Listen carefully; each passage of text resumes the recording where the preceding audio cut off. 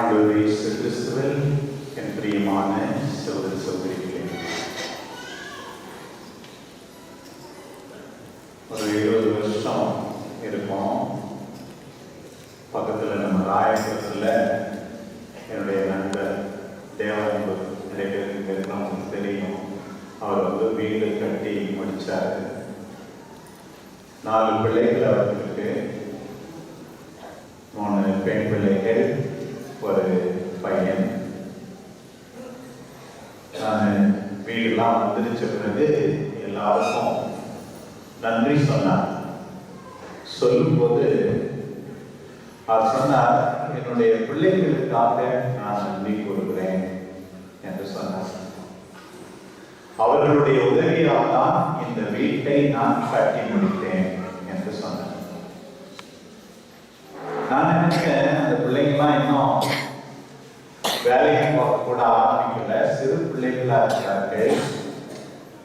எப்படி தன்னுடைய பிள்ளைகளால் தான் இந்த வீட்டை கட்டி முடித்தேன் என்று சொல்லுகிறார் என்று நான் நினைக்கும் போது அவர் சொன்னார், அவர்களுடைய ஜெபத்தினால் தான் இந்த காரியம் சாத்தியமானது.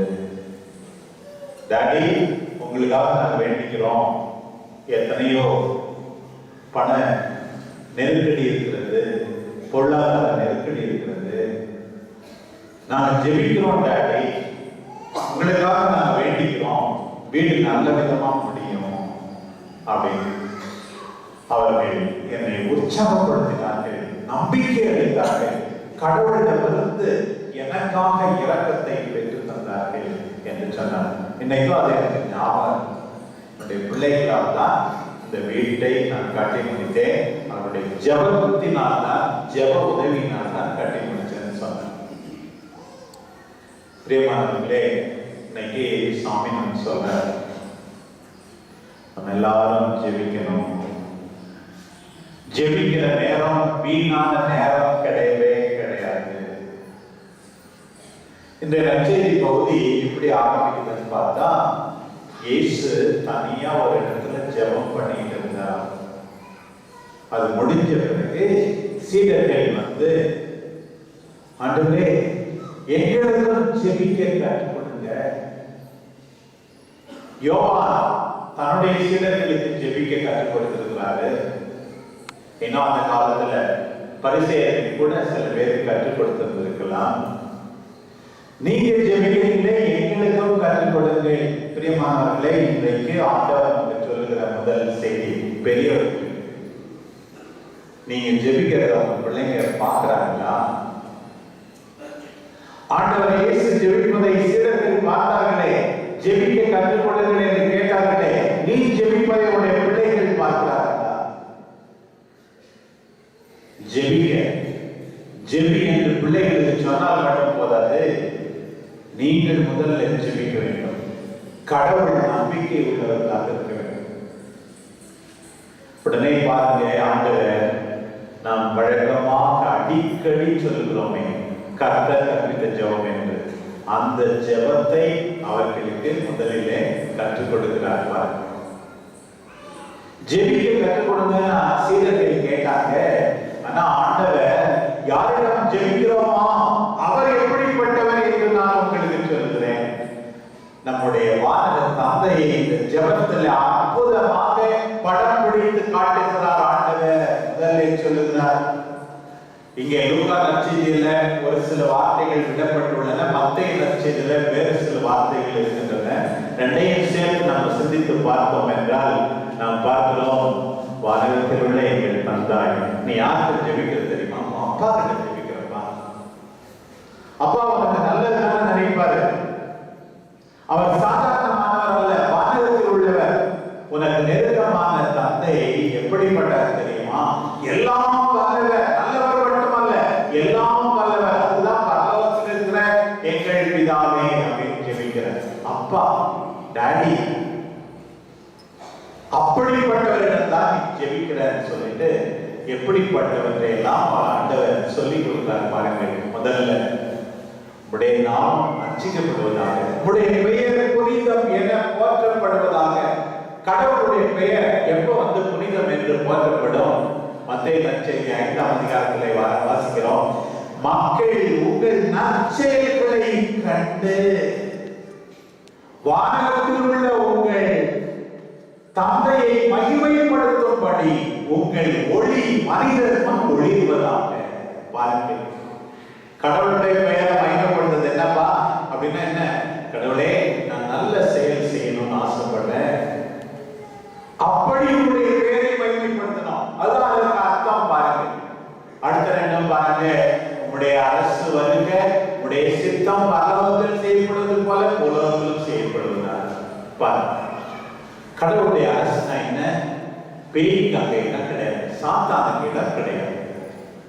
கடவுளுடைய விருப்பம் தான் நிறைவேற்றப்படும். அந்த ரெண்டுமே அப்படித்தான் ஒன்றாக இருக்குது. அதற்காக தான் ஜெபிக்கிறோம். ஆண்டவரே, எங்க வீட்டில் உங்களுடைய ராட்சியம் இருக்கணும் அப்படின்னா என்ன அர்த்தம்? எல்லாரும் நம்முடைய விருப்பப்படி நடக்கணும். ஆண்டவரே, அதுதான் நீதி இருக்கணும், அன்பு இருக்கணும், நேர்மை இருக்கணும். இதுக்காக ஜெபிக்கத்தான் ஆண்டவர் கற்றுக் கொடுக்கிறார். எப்ப பார்த்தாலும் என்னுடைய விருப்பம். வீட்டுல 2-3 பிள்ளைங்க இருக்கும்போது கூட சண்டை போட்டு 10 டிவி வச்சா கூட சில வீட்டு 10வது போல இந்த சேனல் வேணும், இந்த சேனல் வேணும்னு சொல்லி ஒவ்வொன்றும் சண்டை போட்டுக்கிட்டே இருக்கிறாங்க.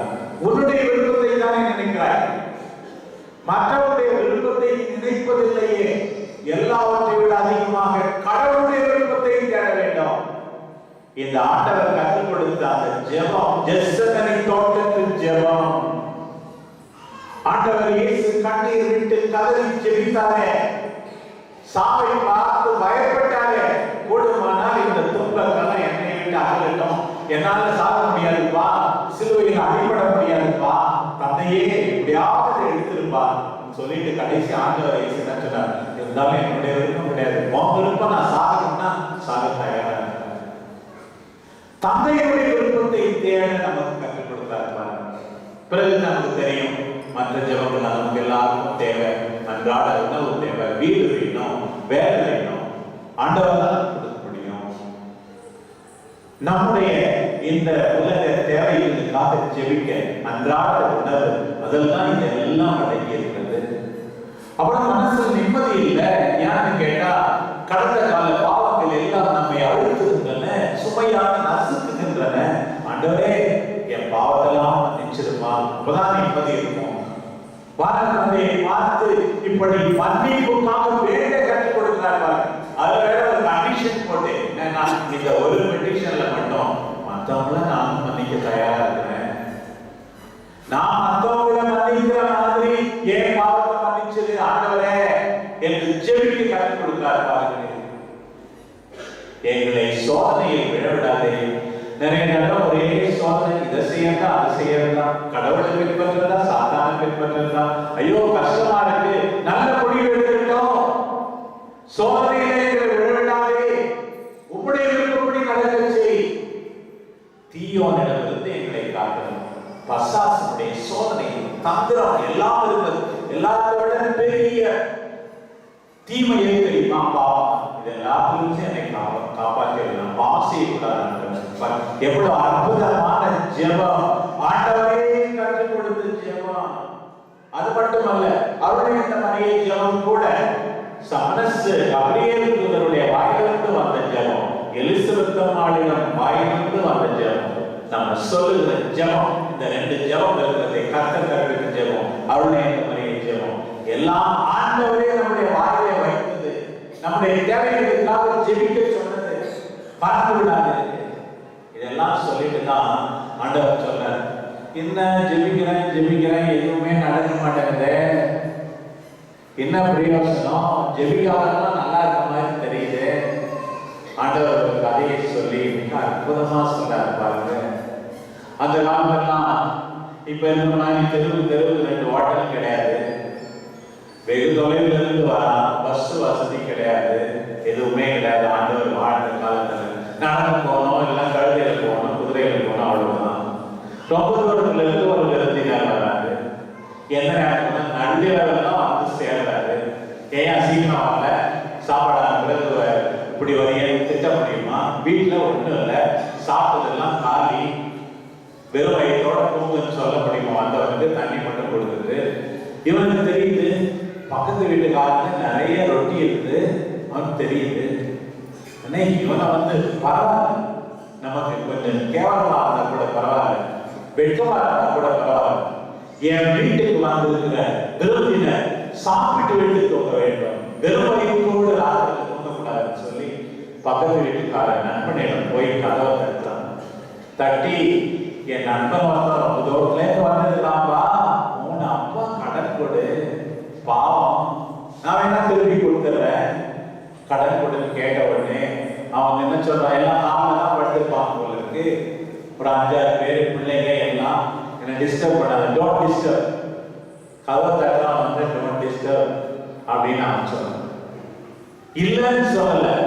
இப்ப நான் எழுதுனா என் பிள்ளைகள்லாம் எழுதி இத்தனை பேருடைய தூக்கம் இடம் பேசாம போ.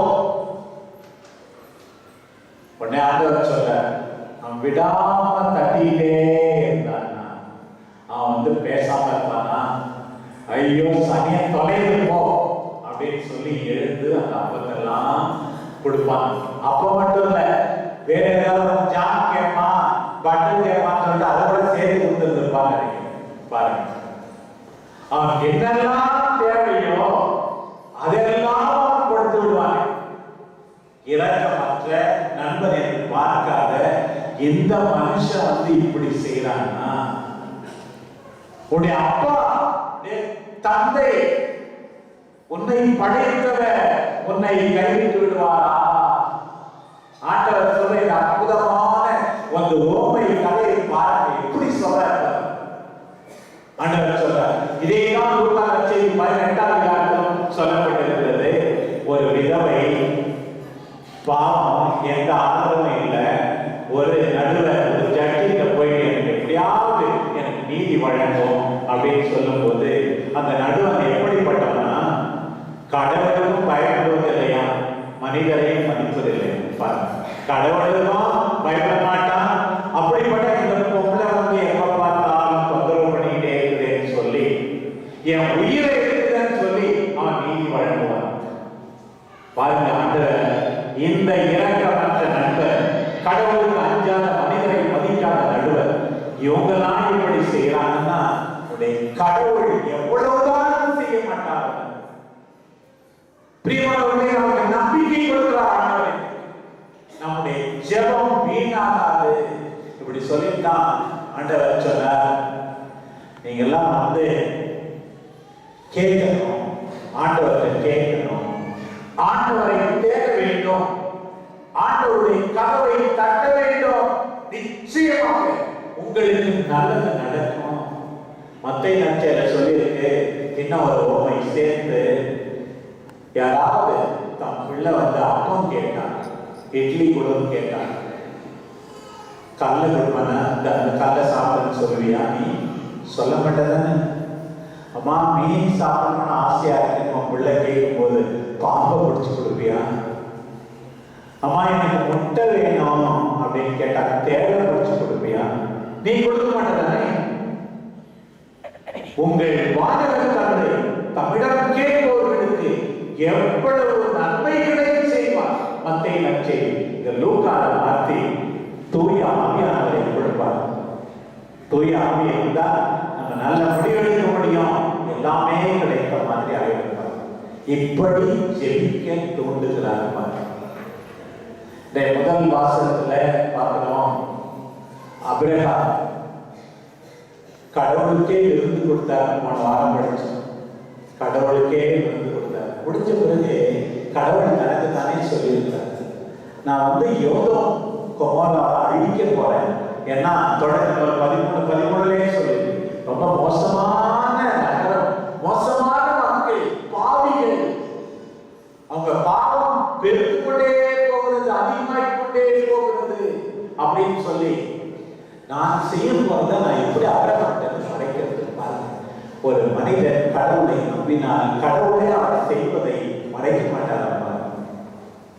மறைக்க கூட அழிக்க போறேன்னு சொன்ன உடனே தான் ஆபிரகாம் திடீர்னு நினைச்சு பார்த்தாரு, ஒண்ணு இந்த சோதம் குமரால தான் அண்ணன் மகனுடைய குடும்பம்லாம் இருக்குது, ஐயோ எங்கேயாவது லோத்துவம் அவனுடைய குடும்பத்தால் அழிந்து விட போகிறார்களோ என்று நினைத்தாரோ தெரியவில்லை. இல்லை, அதை விட தாண்டி கடவுள் ஆபிரகாமை அழைக்கும் போதே நாம் பார்த்தோம் 12ஆம் அதிகாரத்தில், நீ எல்லாரும் ஆசீர்வாதமாக இருப்பாய், பகைவர்களாக இருந்தால் எப்படியாவது இந்த நகரம் காப்பாற்றப்படக்கூடாதா அப்படின்னு சொல்லி மெதுவா ஆண்டவர்கிட்ட வந்து, நான் தூசி, நான் சாம்பல், உங்களெல்லாம் அழிக்க போறேன்னு சொல்றீங்க, ஒரு 50 பேர் நல்லவங்க இருந்தா விட்டுட மாட்டீங்களா ஆண்டவரே? கண்ணீர் விட்டு கதறி மன்றாட்டு ஜெபத்தை பாருங்கள், வேண்டுதல் ஜெபத்தை பாருங்கள். 50 பேர் நல்லவங்க இருந்தா மீதி இருக்க 5000 பேரையும் அழிச்சிருவியா ஆண்டவரே? உடனே வந்து 50 நல்லவங்க இருந்தா அழிக்க மாட்டேன். தொடர்ந்து ஒரு 5 குறைச்சிக்கிட்டு, சரி 45 பேர் இருந்தா அழிச்சிருவீங்களா ஆண்டவரே? 45 பேர் இருந்தாலும் அழிக்க மாட்டேன். சரி இன்னும் 5 பேரை குறைச்சு 40 பேர் இருந்தா அப்ப அழிச்சிருவீங்களா? எல்லாரையும் மன்னிச்சிங்க, நான் திருப்பி கேட்கிறேன், பேர பேசுன்னு சொல்லி நம்ம கடைக்கு போய் பேர பேசுற மாதிரி கொஞ்சம் கொஞ்சமா அவன் 1000 சொல்லுவோம், நம்ம குறைச்சி 300 ரூபாய் தயாரு அப்படி வர மாதிரி பேர பேசுற மாதிரி. 40 பேர் இப்ப 5 குறைச்சேன், இப்ப நம்ம தைரியம் வந்துச்சு சொல்லுங்க. சரி 40 வந்துச்சு, இப்ப 30 பேர் இருந்தா 30 பேர் இருந்தாலும் நான் அழிக்க மாட்டேன். என்ன பண்றது? 20 பேர் இருந்தா 20 பேர் இருந்தா நான் அழிக்க மாட்டேன். என்ன மன்னிச்சுங்க, கடைசியா உங்களை கேட்கிறேங்க, 10 பேர் மட்டும் நல்லவங்க இருந்தா அழிச்சிருவீங்க. பாருங்க, ஒரு நல்ல மனிதனுடைய ஜெபம் கடவுளுடைய மனத்தையே மாற்றுகிறதா பாருங்க. ஒரு நல்ல மனிதனுடைய ஜெபம் கடவுளுடைய மனத்தையே மாற்றுகிறது. உன்னுடைய ஜெபம், உன்னுடைய பிள்ளைகளுடைய ஜெபம், ஒரு நீதிமானுடைய ஜெபம் எப்படி மாற்றுகிறது பாருங்க. பிறகுதான் எத்தனையோ இறைவாக்கினர்கள் இப்படித்தான் பரிந்து பேசி ஜெபிக்கிறார்கள். மோசேயை பற்றி பார்த்தோம். தொடர்ந்து நமக்கு அடுத்து வருகிற விடுதலை பயணம் 32ஆம் அதிகாரத்தில் இவங்க வந்து பொய் தெய்வங்களை வணங்குகிறார்கள் சொல்லும் போது, இவங்களை அழிக்க போறேன்னு சொல்லும் போது மோசே சொல்றார், அவங்களை அழிக்கிறதுன்னா புக்ல இருந்து என் பேரையும் டிலீட் பண்ணிடு, என்னுடைய பேரையும் அழித்து விடு. கண்ணீர் விட்டு கதறி தன்னுடைய மக்களுக்காக ஜெபிக்கிற மோசேயை பாருங்கள். எரேமியா பத்தி மக்கவே 2ஆம் நூலில் அவர் தன்னுடைய மக்களுக்காகவும் அதே போல தன்னுடைய நகரத்துக்காகவும் ஜெபித்தார் என்று எழுதப்பட்டிருக்கிறது. நம் ஆண்டவர் இயேசு யோவான் 17 வாசிக்கிறோம். தந்தையை பார்த்து, தந்தாய் இவர்களை ஒன்றாய் பார்க்கிறாங்க, அவங்களுக்காக தான் நான் வேண்டிக்கிறேன், தீயோனிலிருந்து அவர்களை காத்துவிடும். கண்ணீர் விட்டு கதறி ஆண்டவர் தன்னுடைய மக்களுக்காக ஜெபிக்கிறார். இப்படி ஜெபித்தால், அதுவும் ஒரு நீதிமான் ஜெபித்தால், நிச்சயமாக கடவுள் அந்த ஜெபத்தை எல்லாம் கேட்பார். டயாஸ்பரா ஜூடாயிசம்ல யூத மக்கள் சிதறுண்ட பிறகு இருக்கிறதுல ஒரு முறை, ஒரு நிகழ்ச்சி குறிப்பிடப்பட்டிருக்கிறது. என்னவென்றால், ஒரு பெரிய அழிவு வரப்போகிறது என்று அவர்களுக்கு தெரிகிறது. எல்லாரும் ஜெபம் செய்கிறார்கள், உண்ணா அமர்ந்திருக்கிறார்கள். அப்ப ராபி நாமான் என்பவர் சொல்றாரு, மக்களே, நாம் அழிவிலிருந்து காப்பாற்றப்பட்டோம், நம்முடைய ஜெபத்தினால் அல்ல, நோன்பினால் அல்ல. நம்ம ஊர்ல ஒரு அம்மா இருந்து, அது ஜெபக்கூட போச்சு சினகாருக்கு. அது எப்படி வேண்டிச்சு தெரியுமா? அந்த அம்மா, கடவுளே, எனக்கு 5 பிள்ளைங்க இருக்காங்க, அந்த 5 பிள்ளைங்க ஏதாவது ஒரு பிள்ளை கண்ணீர் வடித்தால் கூட என் மனசு கலங்குது. இங்க இருக்கிற நாங்க எல்லாருடைய பிள்ளைகள் இல்லையா? இந்த 5 பேர் இல்ல, எங்க ஊர்ல இருக்க எல்லாருடைய பிள்ளைகள் இல்லையா? உங்களுடைய மனசு மாறாதா? ஆண்டவர் இந்த பெண்ணுடைய ஜெபத்தை கேட்டுத்தான் நம்மை காப்பாற்றினார்னு சொல்லப்பட்டிருக்கிறது. பிரியமானவர்களே, ஜெபிப்போம். ஆண்டவர் நிச்சயமாக நம்மை கைவிடவே மாட்டார்.